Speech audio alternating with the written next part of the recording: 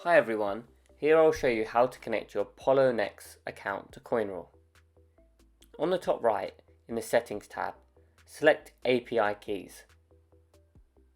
Click on Create New Key and let's insert the authenticator code. If you need help on how to set up the authenticator code, you'll find a guide in our knowledge base. Now, Poloniex will send you an email with the verification code. When you receive an email, just click on the link that's provided within the email. The API key is now created. Here you have your API key and secret key. Make sure that Enable Trading is selected, and make sure that Enable Withdrawals is not ticked, as COINRULE will never ask for any withdrawal rights on your API keys. This is for security reasons. It's now time to copy and paste the data provided into your COINRULE account.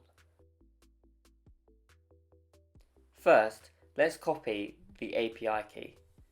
In the Exchanges section of your COINRULE account, you'll find Poloniex. Once you've found it and selected it, paste your API key. Copy your secret key and paste it in too. Once you've done this, you can now click on Connect. And now you're ready to trade on Poloniex with your COINRULE account.